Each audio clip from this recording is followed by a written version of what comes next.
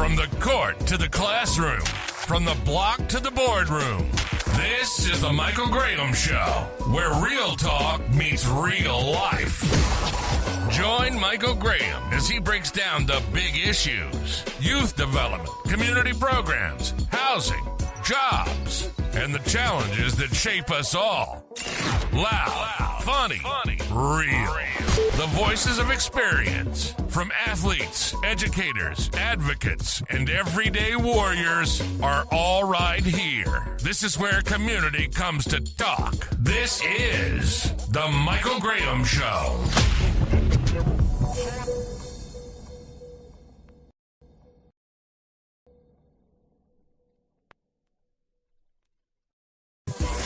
From the court to the classroom, from the block,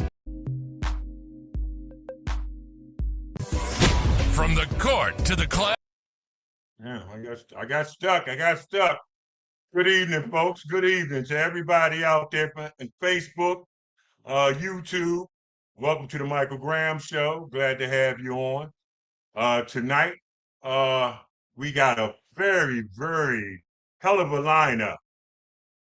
We're stepping into the fire, Georgetown, Syracuse, the rivalry that built the Big East and changed college basketball. Tonight, I got my sidekick, my co-host. He's the author of The Other Side of the Hoop, the European Experience. He's a professional European great. Also, he's a financial literacy teacher. Bobby P. Kinzer. Where you at, baby? I'm right there, Mike. What's happening? MGM Graham. Hey, what's happening, baby? How you doing, man? Ain't nothing shaking but the leaves on the tree. The breeze feel good to me. That's what I'm talking about. Look, I'm fired up. That gets me, man. I love that. We got some legends on yes, here we do. today. But what makes it even better? We do. But what makes it even better, Mike, is the Georgetown versus Syracuse segment.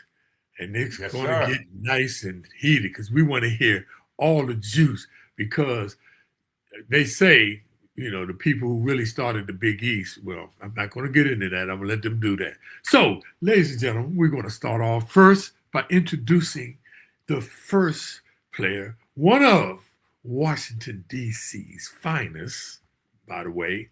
This young man got drafted, went to Georgetown University. Let me say that first. What's that? 81 to 85, which was some great years, by the way. Went drafted by the Indiana Pacers, went to the Knicks, and played with the Phoenix Suns. Ladies and gentlemen, put your hands together for the consummate Mr. Billy Martin. The real Billy Martin. The original Billy Martin. Hey, Billy, how you doing, man? Introduction, man. Thank What's up, Bill? What's up, Mike? How Bill you doing, in the house. So we're going to do this. You're not going to make it all about Georgetown because, you the Georgetown. What was y'all nicknames? The Bulldogs? What the hell were y'all? Hoyas. Hoyas. Oh, which was a dog with a... Hoya paranoia was a thing. Hoya paranoia. It was real. For real. Okay, so next we're going to give some credit to New York in the house, Syracuse finest. Ladies and gentlemen, this gentleman played from 81 to 85, and I guess that means he played against Pat and them too. He's out of the big city of Binghamton, New York. Ladies and gentlemen, put your hands together for the wonderful Syracuse Orangeman finest, Sonny Spera. Hey, Sonny. Hey. How you doing, fellas? What's up, Sonny? How you doing? I brought some shoulder pads and elbow pads. I'm ready to go. You ready to go? Don't forget your mouthpiece. Don't forget your mouthpiece. I got my mouth guard. I'm ready to go. Hey, Sonny, who's that behind you? What team is that? That's my senior year. That's 84, yeah, 85. I know that, but what year? 80, that's 83? 84, 85. All right, we're going to have to ask you about who's back in there. Next up, ladies and gentlemen, this is a DMV superstar, Church Hill High School out of Virginia. This guy That's Maryland, two-way Bob. player, two-way player, you know, football and basketball. So that makes him both a sadist and a masochist. No, just joking. But ladies and gentlemen, Georgetown's finest and Eric Smith. What's up, E? Hey. What's up, Smitty? Hey, good evening, What's up, big brother? everyone. Hey, Good you know, evening. that's the thing about Eric. Eric has always been What's up, baby unassuming, bro? smooth, cooler than the other side of the pillow. Yes, he has. Yes, thank you very much, Eric. Okay, next up, What's up, dude? Oh man, my screen. Smitty, it's so good to see you, man. It really Man, is. So good to see you. Okay, we have. I haven't seen Sonny in a long time. Sonny in the house. Been a couple Okay, weeks. next up. I haven't seen Sonny in a long time. Next up, this is another Syracuse finest. And believe it or not, y'all might not know this, but he is one of the Great Britain's finest. He played in England. And actually, I mean, those elbows, and you know, I always know this guy is a strong man and had a strong game from Syracuse, another Orange man. Let's hear it for Tony Red Bruin. What's up, Tony? What's up, Red? Tony in the house. Tony Tony, Spera. how you doing, man? So we got one, two, we got one. We got one more, and this man What's up? is it What's right up? here. Tony Red. We got one more. Yeah, once again, Syracuse finest. Look, and I don't know what y'all did up in that cold ass snowy place. Wow. It would be freezing. I went to Penn State and we played y'all every year, but it was all good. And wait a minute, he disappeared on us, y'all. He dropped off. No, he He's didn't. having issues. Yes, he did. Yes, he did. He dropped off. We get him back. We get him back. So I'm not going to say, Okay. but ladies and gentlemen, oh, he's There back. you go. He's back. He's back. There you go. He's IT literate, ladies and gentlemen, Leo Rautins. What's happening, everybody? Leo. Hey, Leo. Hey, this is pretty wild being on here with all these Hoyas. That is so Oh, true, man. man. No, this is very special. And we're not sweating. Yeah. No Hey, elbows, look here. no sweat. Look And here, we're not sweating, we're not fighting. we're supposed to have two more on here. Gene couldn't make it tonight because he has other engagements and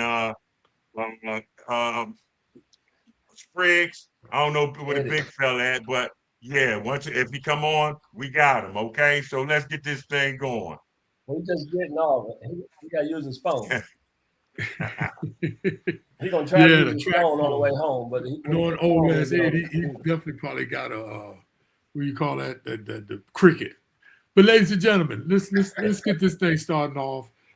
So it's a Big East. Everybody knows about the rival of big, Syracuse and Georgetown, especially in this time frame, y'all, in the 80s. I mean, that's what basketball. You know, they actually call that the golden years of college basketball because remember there wasn't no Big East at one time, right? Georgetown was playing independent, and I think was Syracuse in the league, by the way, y'all, before the Big East.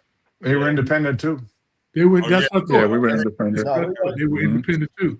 We And weren't like I said, independent. We were on the ECAC. Yes, Yeah, right. okay. That's it. I knew it was enough, right?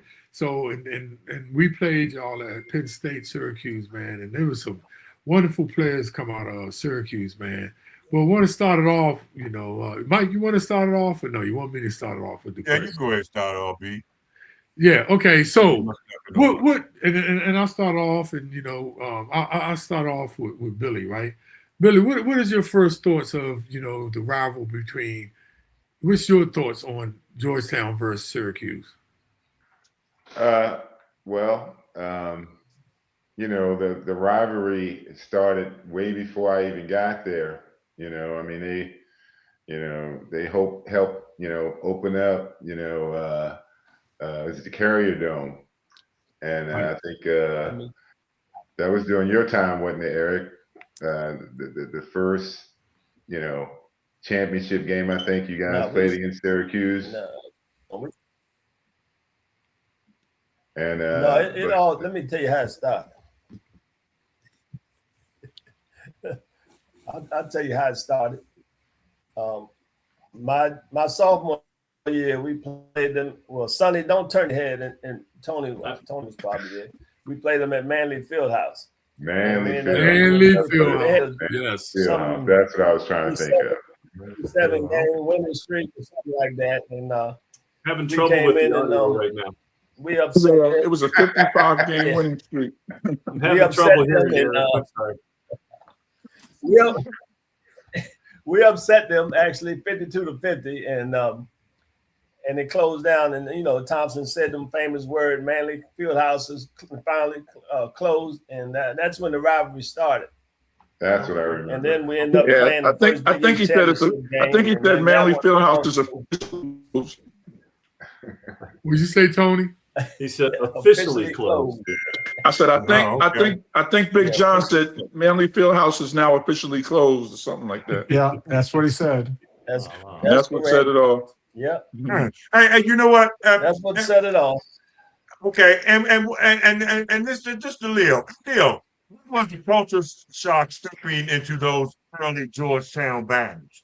Because see, you was the first one that started battling those guys back then. I mean, y'all was independent then, but it seemed like an East Coast rivalry always between Georgetown and Syracuse. Oh, it was crazy. So my first year playing was actually first year of the Big East because I redshirted when you guys closed up Manley Fieldhouse. That was my redshirt year. What year was that? What year was that, Leo? That was 78, 79. Right. Okay.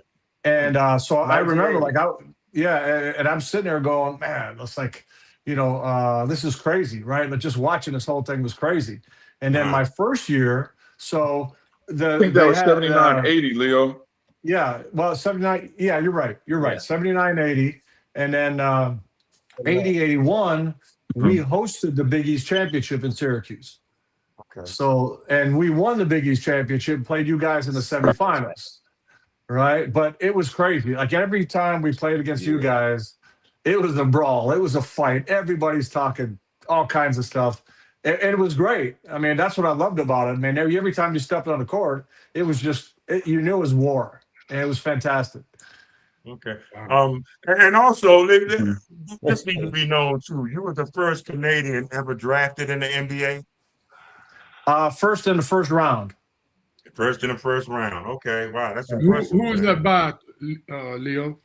What's that? 76ers. I was drafted by 76ers. Philadelphia. Yeah. Wow. Yeah. Because the boy from Phoenix, isn't he from Canada? The point guard. Point guard. You talking about Nash? Yes. Oh, I don't know. He's a Canadian. He's one of our. Hey, we don't have a lot of Canadians back then, but we got MVPs back then. That's true. That's true. Hey, quick question, Leo. Quick question, Leo. Did they really have, the Royal Mounties and the dog, the Saint Bernard with the thing? Is that real true? Or is that just a myth or legend, man? No, it's a lot of what you hear is legend, but it's there's the Royal Canadian Mounted Police, right? And they wear the uniforms and all that, but that's not like the regular police. That's not like anything like that. But and I think the United States and other countries had a lot of fun with that, kind of like Dudley Do-Right type of joking around, right? But the RCMP is actually a police body. Yeah, it's a real thing. Okay, thank you. I just thought it was the Dudley Do-Right myth. Okay, thank you very much. Hey, son. You know what? You were known for hustle. What was the hardest part about playing against Georgetown physical style? The hardest part about playing against you guys was the physicality, and you never went anywhere without a bump, right? And let's face it, you had Patrick at the end of the defense, right? So he was pretty much a game changer, right? So if we could get you in transition, because we like to press and we like to run a little bit too, we felt better. But when it was a slow down half court, it was going to be a little tougher because the lane got smaller and the elbows got bigger, right? Yeah. Okay. Billy. Yeah. You had one of the smoothest games in the Big East, man. What part of the game do you think the people underrated? of your game? Well, I was a role player. Pat, David, Reggie, Michael, Jackson. They were the scorers. They offensively. I just took what came to me. I wasn't a great one-on-one player. They'd get me the ball in spots where they knew I could, mostly along the baseline and off the break.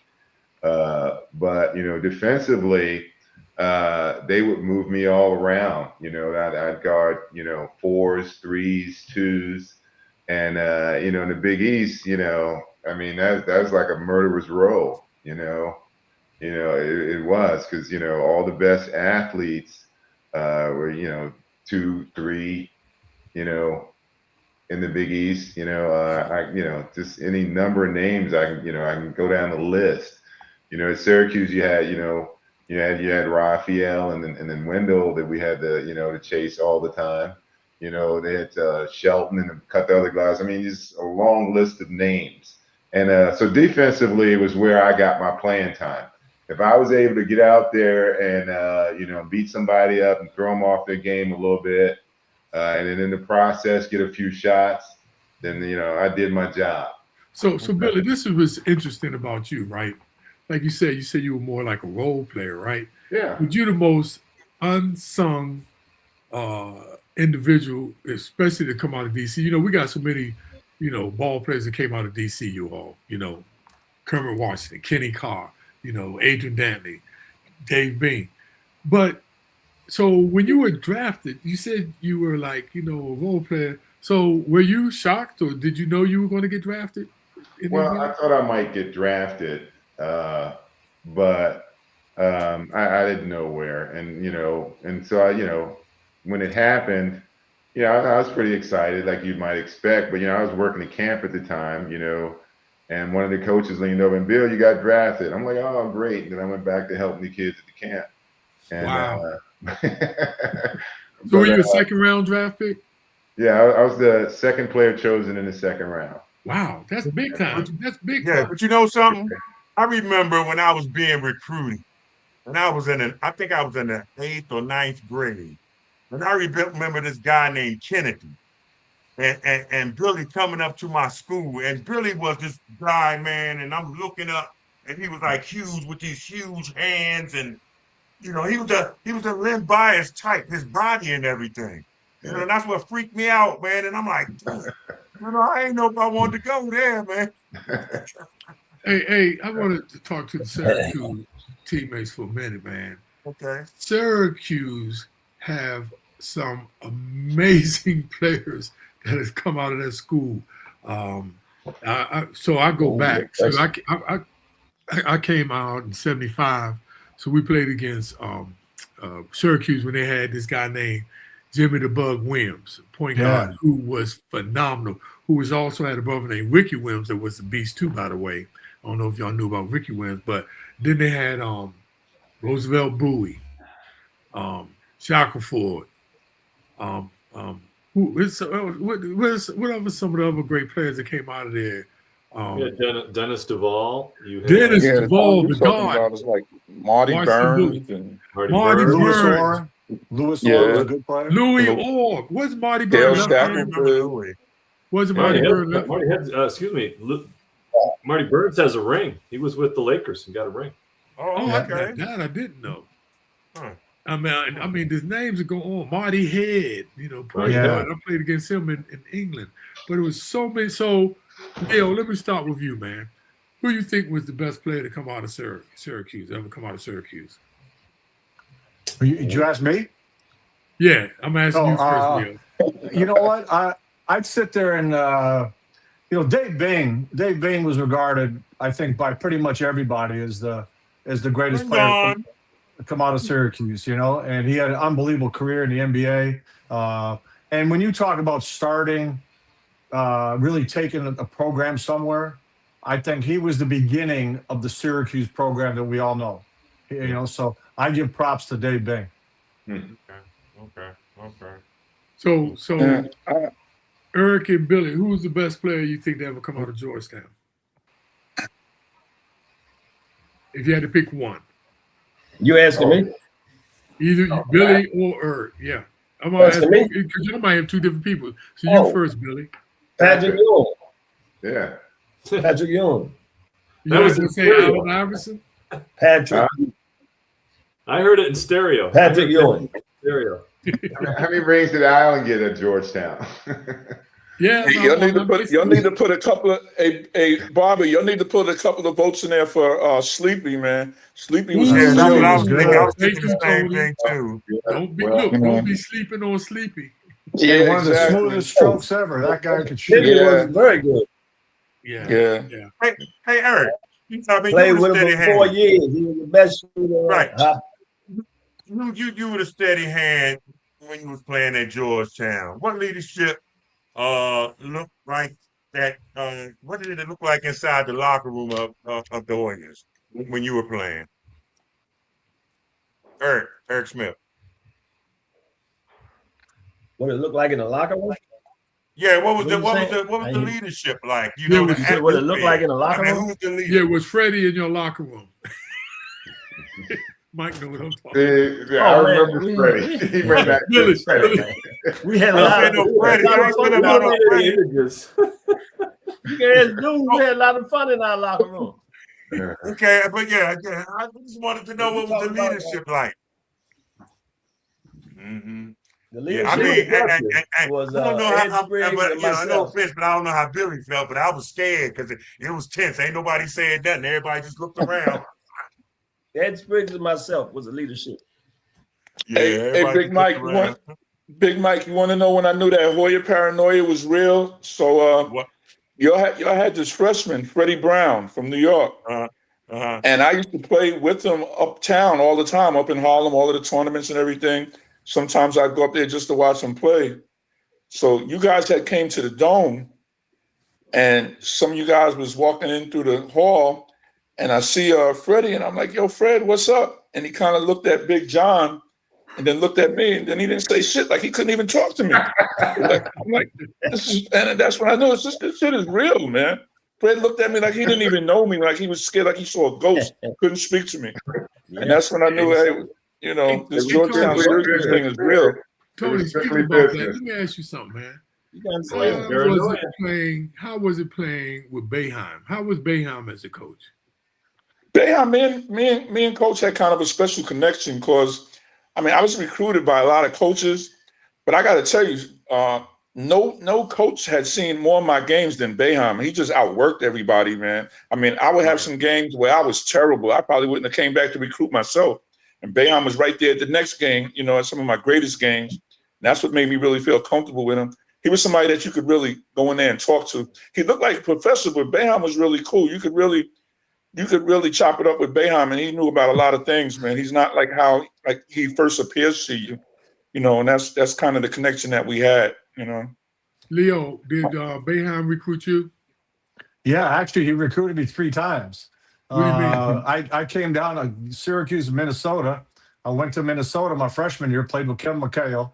I transferred from Minnesota, and before I was down to Syracuse and a couple of schools, I actually signed with Marshall, believe it or not, West Virginia. Marshall? Yeah.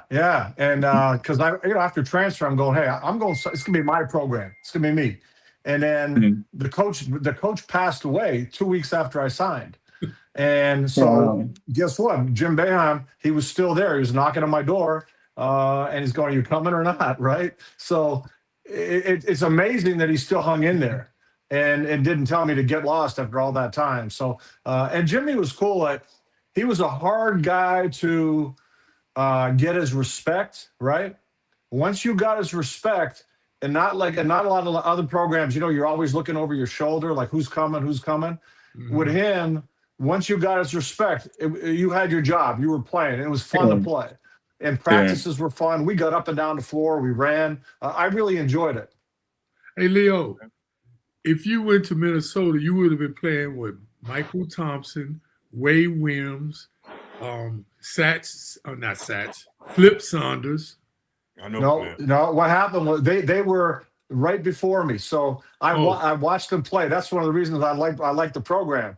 And then when I got there, we had Kevin McHale, and we had the best freshman class in the country. So Trent Tucker was part of my freshman class. Right.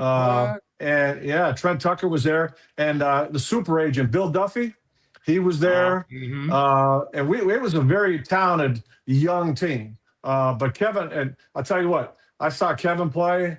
And I said, dude, if this guy's not an NBA stud, I don't know what is, but because he was an amazing player. So it was an interesting time going there. And the Big Ten at that time was pre-Big East going crazy, right? So you had Magic Johnson, you had Ronnie Lester at Iowa, every program, Mike McGee at Michigan. You had Big Ten was rocking at the time.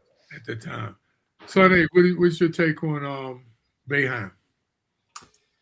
Well, I think these guys nailed it. He's a tough guy to kind of – you can't figure him out. I don't think it's worth trying to figure him out. But I think he's as loyal as the day is long, and I think Leo alluded to that. I think that's one thing almost to a fault at Syracuse, right? Like he never got paid what he should have got paid. He always just went along because he was never leaving. He's loyal to that university, loyal to that city, still to this day. Like he'll never retire anywhere but Syracuse. So – for me, it was like, okay, I was a skinny 6'5" kid. He was a skinny 6'5" kid. I was a little more of a point guard. He was a little more of a shooter. So we had some commonalities. I found it harder to kind of talk to him at different times because we just had different communication styles. But I respected him. And I will say that, like Red and Leo said, worked very hard. And he did not take to losing one iota. Yeah, he was a tireless worker, man. Yeah. Hey, can I tell you something? He wouldn't talk for a week or something. He just was so wrapped up in trying to win. You talk about someone all in, he was all in. So when we were coaching, like, you know, Jimmy would just sit there. He's got his hands like this. He's going, yeah, we really want you, you know, like nothing. He's not kissing your rear end like everybody else does, right? And when you get there, it's the same thing. So that's why he recruited me. I'm going, does this guy like me? Like, I don't know. And then he recruited my son, right? So my son ended up playing for him, but we're in the office. He's recruiting my son. And I'm looking at him and go, he's sitting there, yeah, we really think you can play here. And I'm going, that's the same bullshit you said to me. Nothing's changed.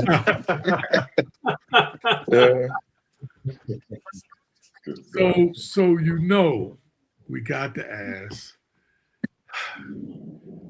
how was it playing for John Thompson? I just can imagine, because being on the outside looking in, the optics, there's so many mixed emotions when people talk about John Thompson. Please tell me why, you all. Eric? Wait.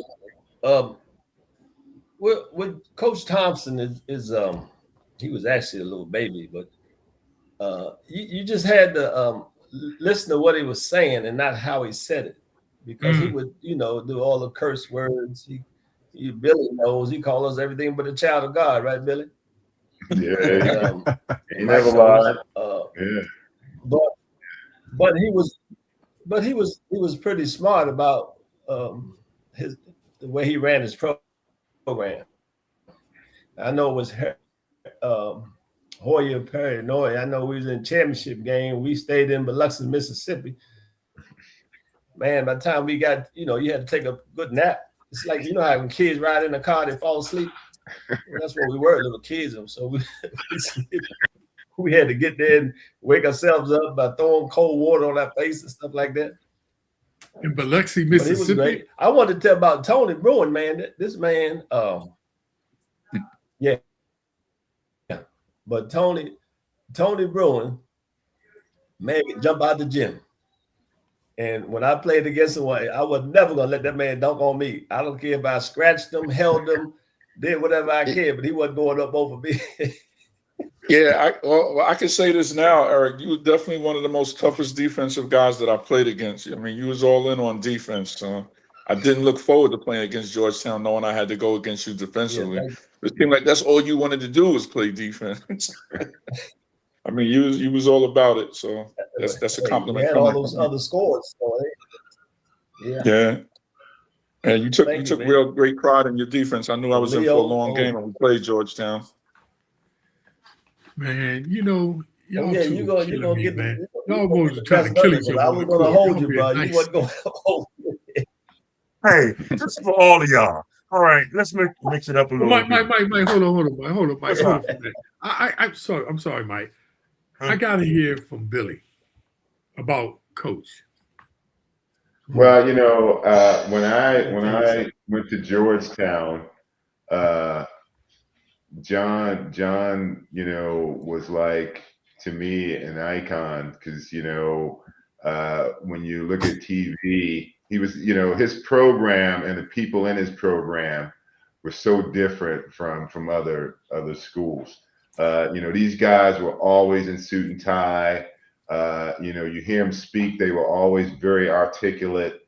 And you know, I was kind of wild in high school, and thought that if I went to Georgetown, you know, I could add some discipline to my game. I thought I needed to add some discipline, and you know, I had no idea when I got there how tough it would be. I thought it would be tough, but it wasn't just that his practices were hard, and he practiced all the time.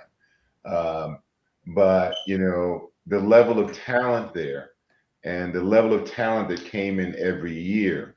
So you were never guaranteed anything at Georgetown. You were never guaranteed a starting job or minutes or any of that. You know, everything had to be earned every day in practice. So it was a grind, and I loved it. And I don't think any manager or coach since then has ever gotten more out of me.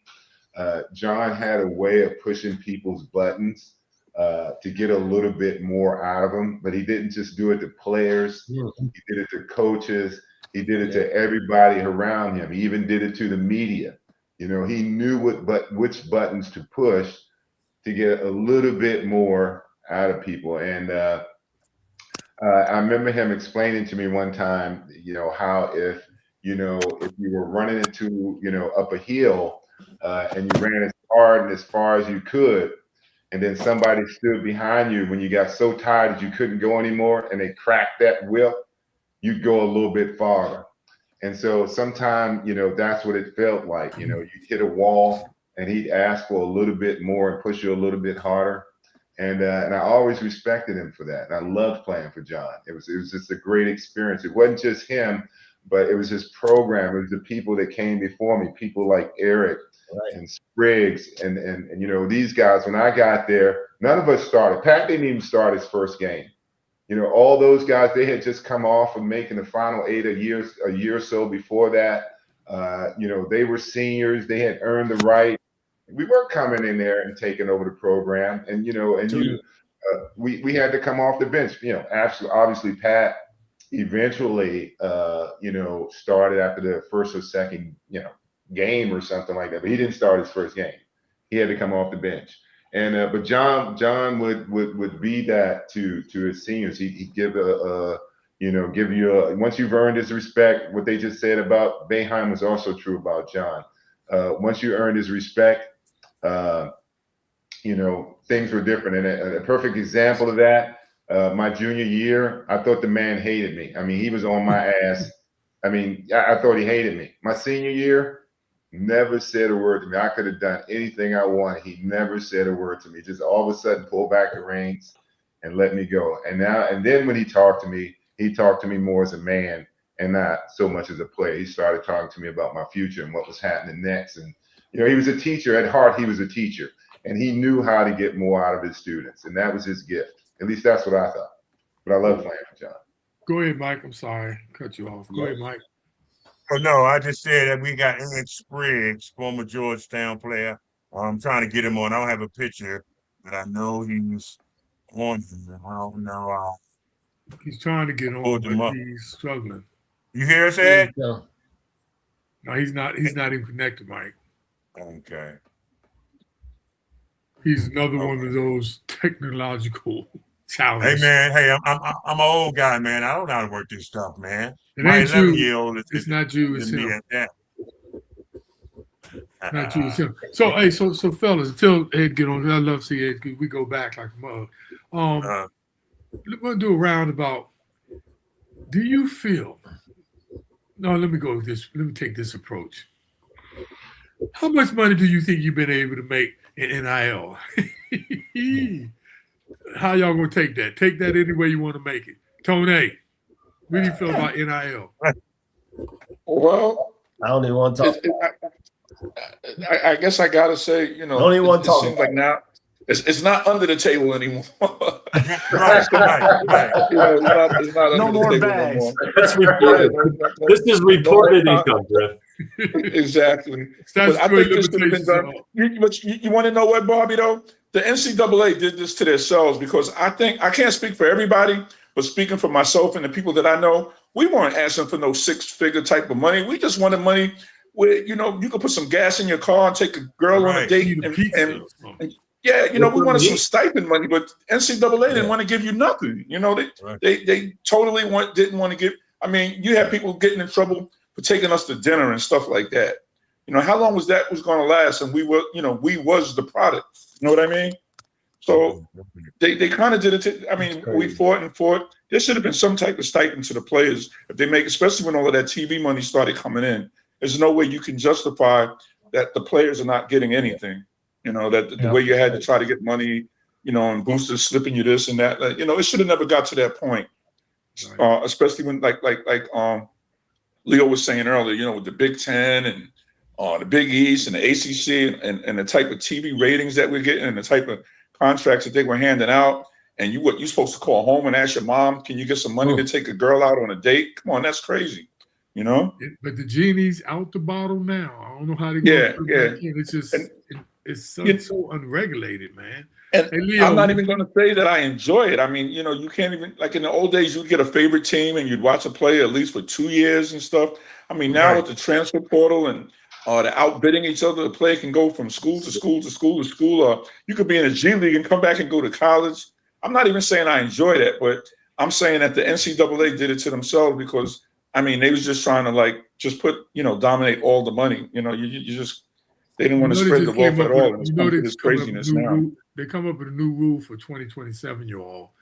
They stopped all that going to several different schools. They're making you stay a year longer or something now. You just can't keep what you said, man. But Leo, what do you think about it, man? How much money do you think you'd be able to make it right now if you were playing? Oh, man. You know, it's I remember going on Marshall Street in Syracuse, and you'd see T-shirts, and your image would be on these T-shirts. Those dudes wouldn't even give you one. Exactly. Yeah. You couldn't even get Leo, you talking about Manny's or Jacob? Yeah, both of them, man. And you could put pictures on there, and they're making they wouldn't even give you a freebie, right? So your picture, your number, they give you a discount, but they're not giving it to you free. Exactly. And so I'm sitting there now. And, excuse me for 1 minute. I got an over 60 emergency. Okay. Yeah, but you know, like when you look at what guys are making now. So let go back to what Tony was saying, that when the Big East was hot, right? The Big East was, you had the top media markets, and the Big East took the whole college world by storm. I mean, people today still talk about that Big East, right?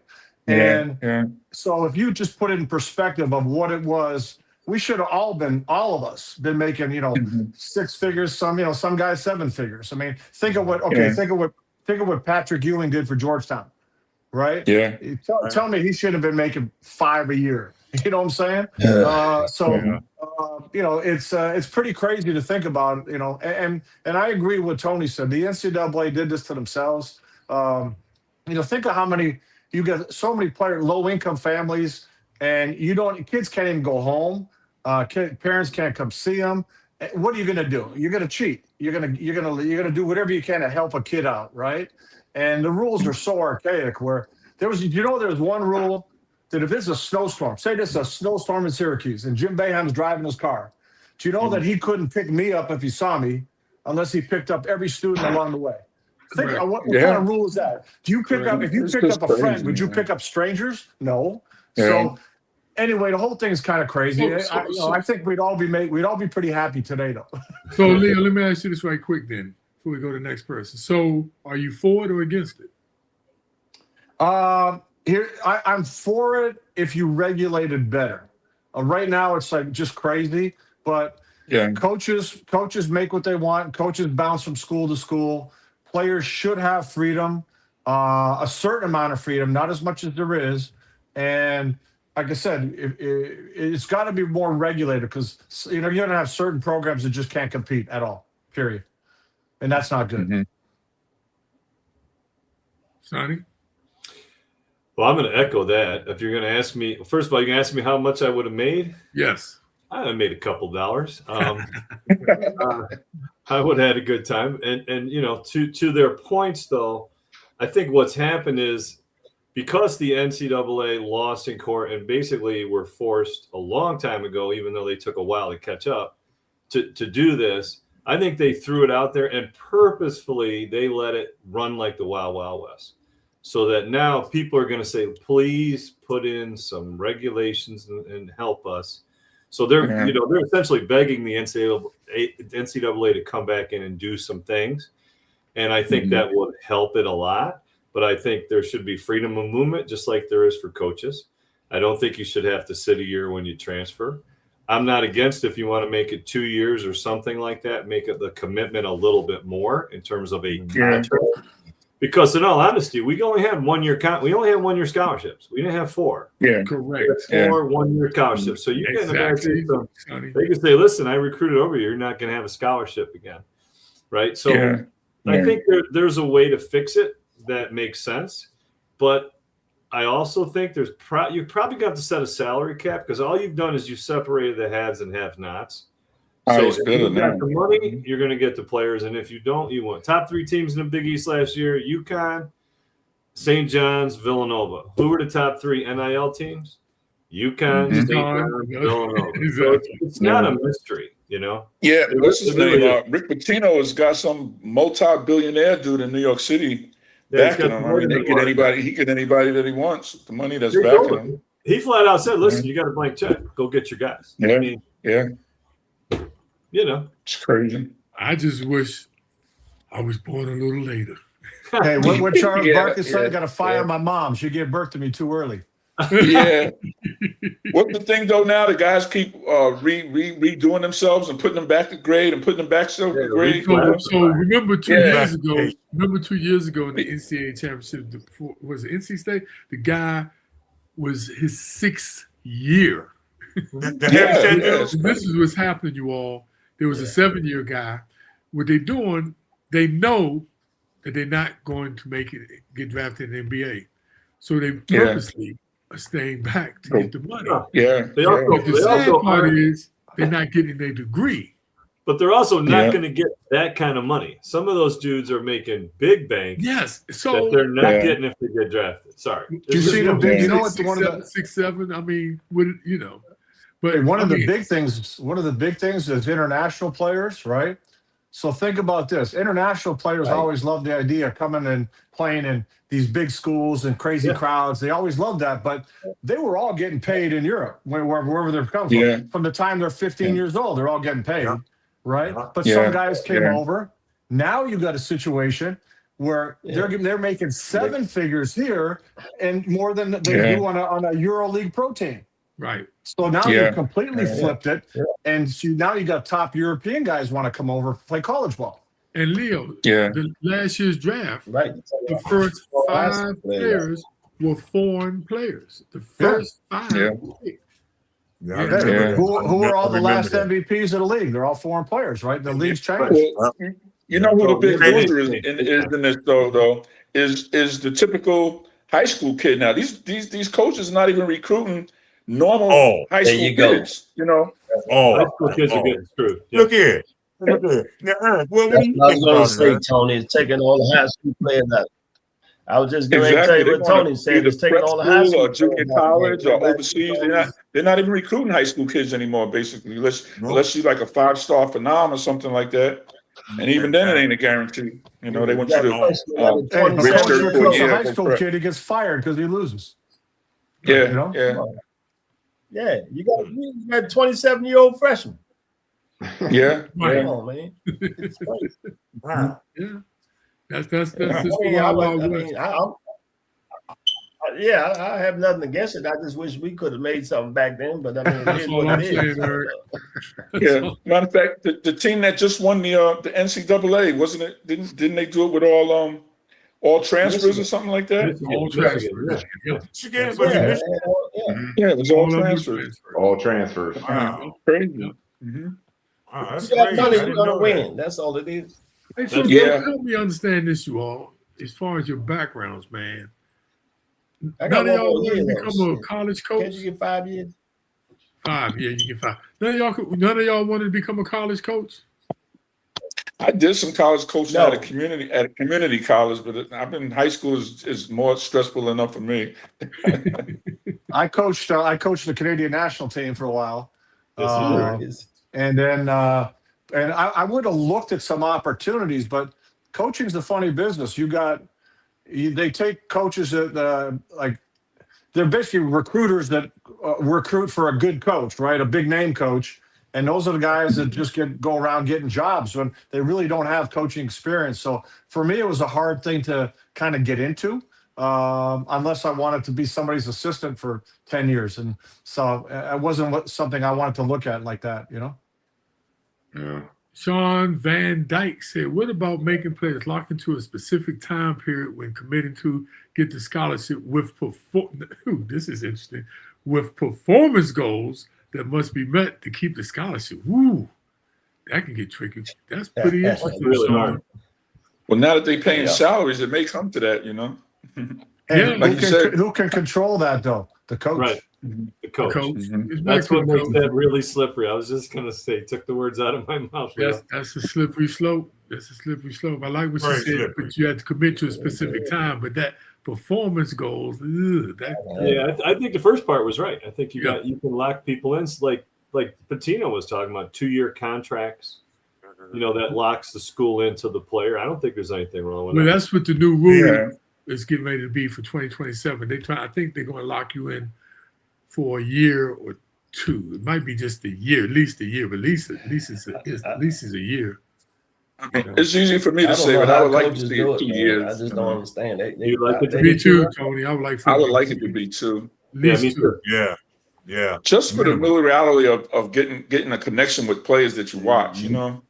Also, how about dealing with a little adversity, right? You get a little bit of adversity, you're out the door, you're ready to go. In a heartbeat. You're not really, that's not real life. You know, real life, you got to deal with some adversity. Yeah, right. But it's a different day and age, man, and it's the wild, wild west out there. And to be a parent, man, Jesus Christ, because that's what my friends who are college coaches and assistant coaches, they're struggling with. They go into a house, and the kid is leading the whole conversation. The parents are not like saying nothing. It's the kid talking and making demands, and they like, you know, Bob, I'm a grown damn man. I have to listen to this kid talk about, you know, what he won't do and what he will do. And I look to his parents. So that's another heavy load on the parents too now, because some of them don't know how to manage that either. You know? Yeah. I don't think it's a lot of conversation though these days, Bobby. How big the conversation now is how big is the bag, you know? That's all they're worried about. You know what you say, Eric? Exactly. How big is the bag? You got to think about this. If this was happening back when we played, Georgetown and Syracuse wouldn't be what they are. Yeah. Oh, no. We wouldn't have been. Well, you're looking at it. Probably would have been a lot of the SEC schools because they had the big football money at those colleges. Up north, we didn't really have no football teams that had that type of money. You know. Well, you wouldn't have the rivalries too. Like we had the rivalries because we played against each other the year in, year out, and you wanted to kill each other, right? Back then. So you wouldn't have that. Yeah. Right. Yeah. And geographically, the fans didn't have it back then. What you say, Sonny? Geographically, in the Big East, the fans could get to the games. You know, you could load up a car full of students, and they could get to Georgetown. They could get to Boston. They could get. Big East is not the Big East anymore. It's not. Yeah, now it's insane. Yeah, it's the Big East. I think what made the original Big East so much fun and take off the way it did was, as players, we all knew each other from like high school tournaments, and like I knew guys in Boston, I knew guys in Washington because we all seen each other like in all-star games and stuff like that. Or still read about or heard about it. You know, I knew about Big Mike. I knew about this guy. You know. But you guys stayed home. You guys didn't go. We stayed home. So Tony, you bring us to the next crossroad. What do y'all think about AAU? It has its good points and its bad. The thing that I liked about AAU was like the first AAU team that I started coaching was up in Albany, New York, and then they end up getting like Nike sponsorship and becoming big. But no coaches was going to like upstate New York to see no players. So you got some real good players in places that are not going to get any exposure unless they go to some of those tournaments. So, and that way it helped, but it started getting so big. You know how like at first you might have 2 practices a week. We were like bringing in guys from all over. Might have like a hour practice and then we're off the tournament. So you're not really developing. So in one way it's not great to develop you, but on the other hand, you know, the people that weren't getting exposure, we go to like some tournaments and just at practice, there'd be 150 coaches just sitting there and watch you practicing. So all it takes is one to like you to get a scholarship. So it helped on that end, but it didn't, you know, I think that's why a lot of the European players passed over some of us because they put a lot more emphasis on fundamentals and developing their guys. You know, they had their big guys dribbling the ball and shooting jump shots way before that became a thing that we started doing, you know? Yep. But, and look, you know why the AAU got so big? It started off like a guy would have an AAU team, right? And a man would bring his son and want to get on that best team, right? And the guy wouldn't give his son no play. So what the father would do would then start an AAU team of his own. And then it'll start all over. And then another guy would bring his kid and he wouldn't get no play. So everybody started this AAU team. I believe I like AAU team, but they just about playing ball. It doesn't seem like they develop players to me. That's the only kickback I have about AAU. Anybody else feel good about AAU? Well, I think it has its purpose. You know, it's the reason now you can see kids, you know, 17, 18 years old and come out and play with men. You know, they get used to travel and playing people from different countries and different states at different levels of competition. They get accustomed to that and train for that all through high school and junior high school. And, you know, when you know, the good ones, you know, when they get to college, because you saw it in college last year, you saw so many freshmen getting 40 and 50 points on the same day. You know, the comfort level. You know, the kid Wagner that was at Illinois this year, you know, in the national championship game, and you'd have thought he had been in college for 4 or 5 years. But it's because he's played so much basketball. These kids have played so much basketball, you know, and, you know, it's not a structure to say playing on their high school team where, you know, the coach has a certain style that he wants to play and, you know, you got your role. No, in AAU, you go for what you know. You just play, you know. It's like, you know, pickup ball. You know, you just go and play. And he's developed these wonderful skills and this comfort level with being in different arenas, in front of people, under pressure, not under pressure. You know, that, you know, so AAU has its purpose. It's, you know, it's exposure for kids, but it's also training. It's more games. You know, they play, you know, you can play 100 games in the summer on an AAU team. They have double headers, you know, where they play one game in the morning, Bill, come back later in the evening. You know, you got a lot of in-between players that's 6'5", 6'6". They may be the tallest guy on their team, and they're playing against 6 feet guys, 6'3" guys. And, you know, they're taller than everybody else. But now you put them on an AAU team, they go play elite team. And next thing you know, they're going against a 6'7", 6'8", 6'9" front line. You don't get that just in high school every day, you know. So if you don't face that before you go to college, you're going to be shell-shocked when you go in there and the guards are your size. And then you got big guys, you know, like, you know, Billy and Big Mike and everything. You're like, oh, shit, I'm not really a big man, you know. So AAU does help take some of these players to another level before they got to face that college type competition. Say it again. Who's that? Bobby and Mike. Oh, okay. Well, Bobby and Mike, I want to ask. Can I ask the Syracuse guys a question? Sure can. I just want. Yeah, man. Well, Sonny wasn't there, but Leo and Tony, why did y'all freeze the locker room on us? Because it was Syracuse, damn it. It's cold. It was cold in our locker room, too. That's the problem. It snows in Syracuse from Halloween to Easter. It's always cold, man. Hey, when we moved into the Carrier Dome. Wait, this is true. Let Leo tell you. Cap on and never blood. Hey, We Billy, moved into the Carrier Billy, I Dome. had on a skull cap, leather gloves. I had a big thick jacket on at halftime, sitting in the locker room. I came out to try to dribble the ball, and I couldn't, and I lost the ball because I couldn't feel my wrist. I know y'all did it on purpose. Syracuse is cold. We gotta keep that bill down and Carrier Dome. Tony, you remember this, and Sonny remember this. When we moved into the Carrier Dome, remember they came from Manly, and Manly was always sold out at around 10,000 people. And, and then they moved to the Dome, and you know what they were actually thinking? If you could get 13 to 14,000 people, it'd be good. Well, our senior year, our inter squad scrimmage, we had 27,000. Right? Yeah. So the crazy part, though, when we moved in there, they didn't know how to deal with the temperature. We were in practice, and they put these like radiant heaters around the court. We were still freezing. It was horrible. Yeah. Like playing in there was horrible. You guys, we weren't doing anything special, although we would have liked to. It was just cold. Wait. They knew how, no, Leo, hold on. They knew how to deal with it. We had an athletic director who counted every penny. Okay. And he purposefully kept that temperature freezing. He counted on people to warm it up. Who was that? Kyle? Was that Kyle? There was a method to it. But it's we had to play in that rubber bullshit too. Top and bottom full sweats. We couldn't stand it because it was freezing. This is that's why they was always giving us sweatsuits. When you came to McDonald's, you were hot. Look, this is what I remember. We normally flew to all games at Penn State.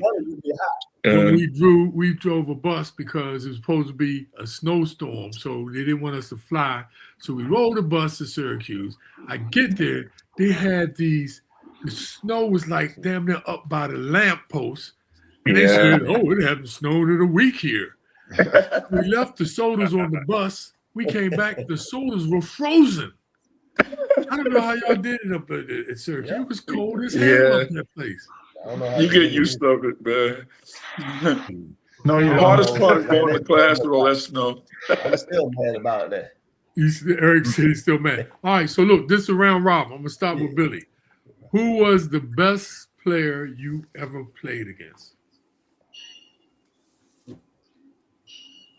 The best player? You mean in college? Doesn't matter. Playground, college, high school, pros. Who's the best player you ever played against?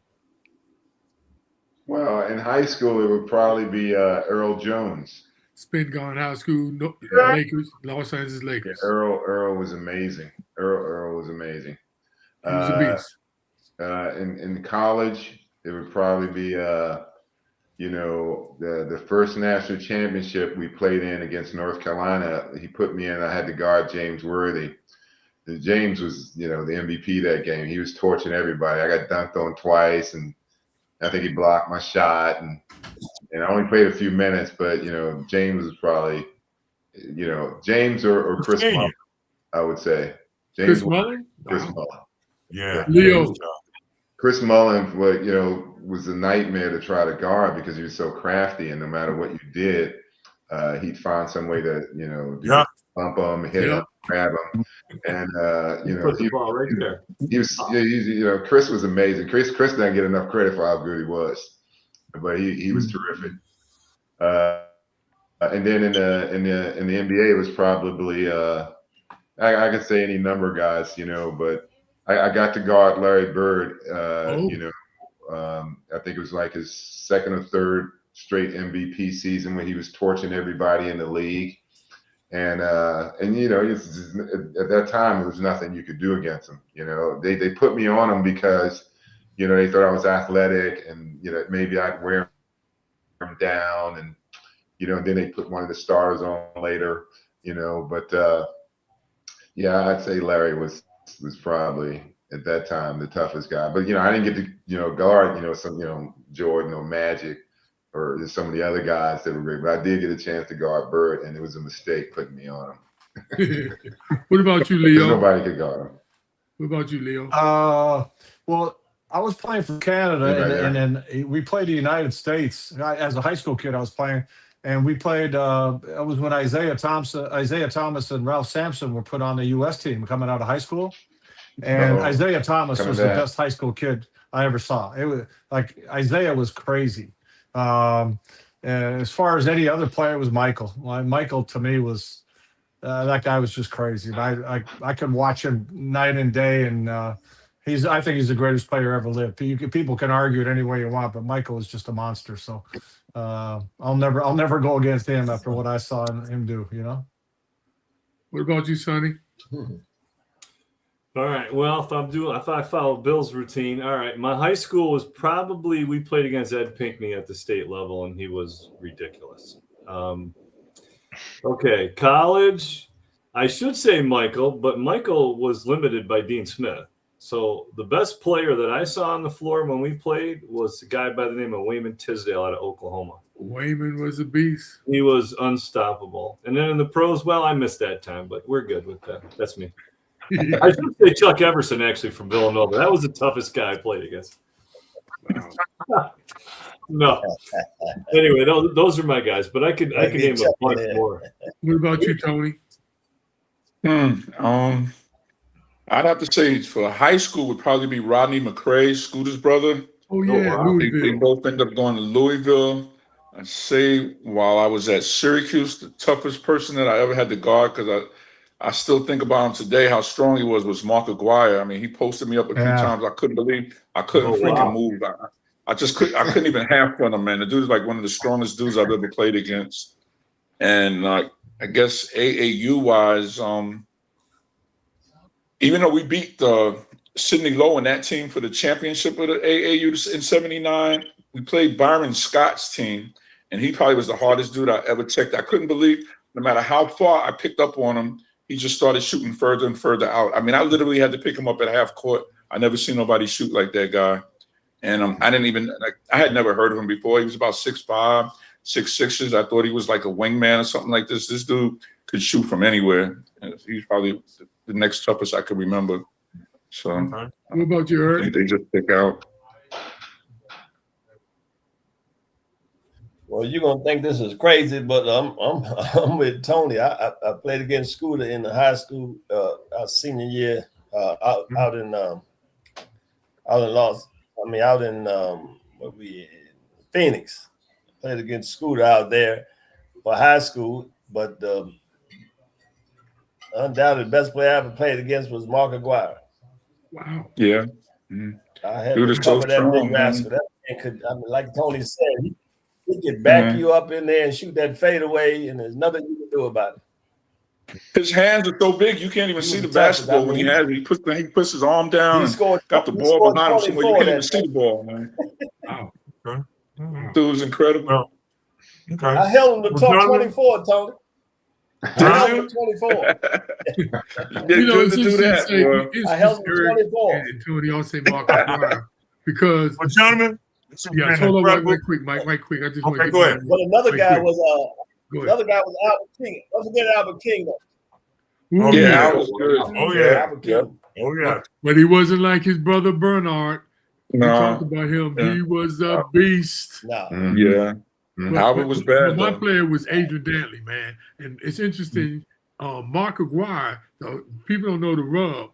Mark Aguirre, remember, they would have won that championship with Adrian Dantley. But that's right. They did that trade with those two. Yeah. Isaiah got Dantley off that team, and Mark Aguirre ended up replacing Dantley, and I never felt good about that. But anyway, that's a story for another day. But Mike, go ahead on my back.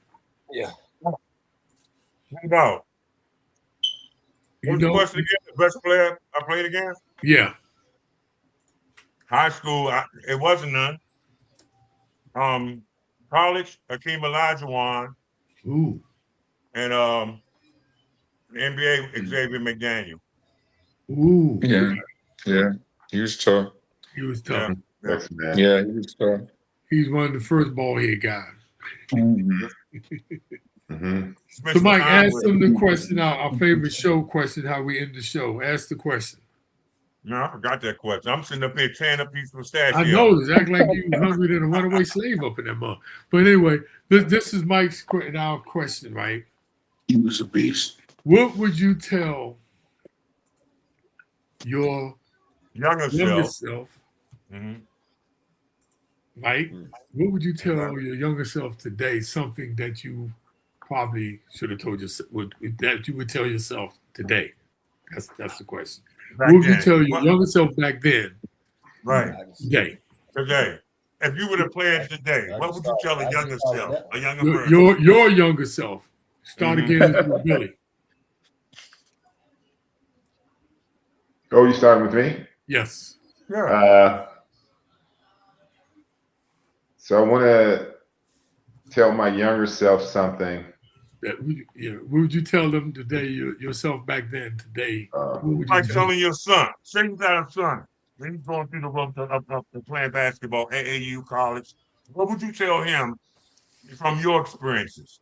Okay. Well, it has to be basketball related because if I could talk to my younger self, yes, I would tell my younger self to go to grad school and get a law degree or a master's degree because the basketball thing didn't last very long and it wasn't as lucrative back then as it is today.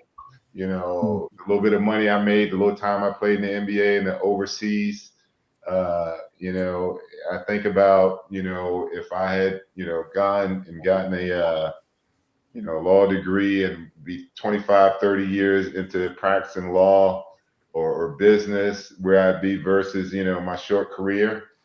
So yeah, as a young man, I would advise myself to, pursue an advanced degree or a law degree or a business degree. Yeah, that would be my. Sonny, on you, Sonny. Good deal, Bill. Ooh, what I would have told myself, my advice to the younger me would have been, you got to work harder and stop bitching about things and put more time into the craft. That's what I would tell myself. And Sonny, that was mine. Hey, Eric, on you, Bo.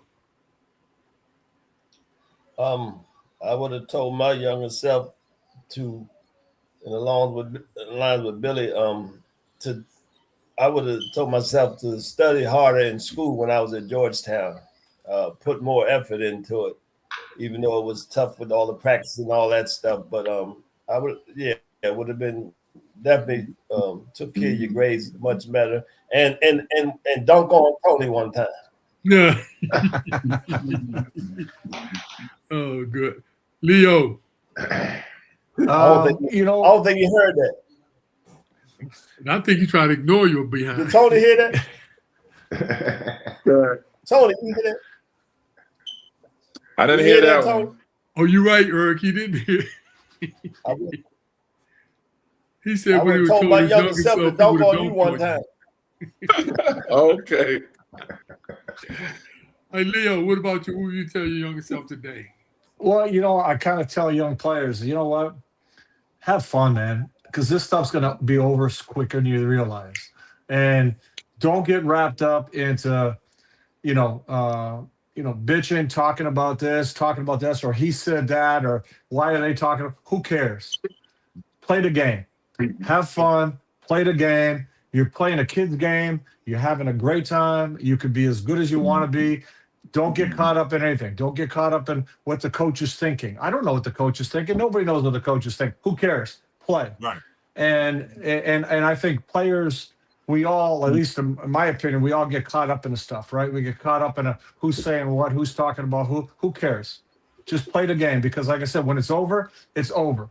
And if you can go back and do it again, I guarantee you would do that because you realize how lucky we were to play. So I just say, just have fun, man. Enjoy every minute of it because when it's over, it's over. Okay. All right. That's good stuff. I mean, it goes so fast. I would have to say, man, if I was speaking to my son on mentoring a younger kid or something like that, when you go to college, you have to find a way to put the fast cars and bars and drinking and drugging and partying and all the college life stuff. You got to put that to the side and work on your craft, make the connections that you're going to need to be successful at first, because this stuff goes so fast, man. It's not a game. You get 15 minutes of fame, and you got to make the most of it while you got it, and do what you need to do to be successful, because it's always going to be on to the next best thing. And, all of that stuff is superficial. You think it's real. You think you don't have to be at every party. You don't have to be the life of the party all of the time. You gotta put the time into your craft, while you have the ability to do that. And a lot of times, when I mentor the kids now, I'm telling you, I'm not giving you information that I've read out of a book. I'm giving you information that I've lived, man. I've done this. And I'm telling you, it's going to go so quick. This life that you think that you're having right now, you're going to wake up and be 40, 50, and 60, and you ain't even going to know where it went, Some people might listen and some is going to go in one ear and out the other. That's it. I'm that person because I'll be 63 this year, and I can't even jump off a sidewalk. So, I hear you, Mike. It hurts my knee to look at my old pictures dunking. It hurts my knee just to look at the pictures, let alone do it, But Tony, right. Point is well taken. All the partying, the women, the drugs, the fun. And all I say to that is, Tony, because you know what? You're right. I did all that. But it made me the man I am today. No, I'm just kidding. So anyway. Yeah, well, the man you are today, right? Okay. Well, gentlemen, this has been incredible. Thank you for the honesty, the stories, and the legacy. This rivalry built the Big East, and you all built the rivalry. Thank you all. Thank you for coming on. All right. Thank you for keeping the rivalry going. And by the way, all right, man. Love you too, man. Much respect to the Warrior Brothers. Good to see y'all, man. Go out there and get the other side of the hoop. The European story by Bobby Kennedy. Thanks, guys. Thank you all, man. All right. Thanks for having me, Big Mike. Love you, man. See y'all too, man. Mike. That's a wrap on this episode of the Michael Graham Show. Big thanks to our guests, and bigger thanks to you for listening. If it hit home, share it. If it made you think, talk about it. Because change starts with conversation. Catch Michael next time. Same truth, same energy, same mission. Till then, stay loud, stay real, and stay connected. Bob.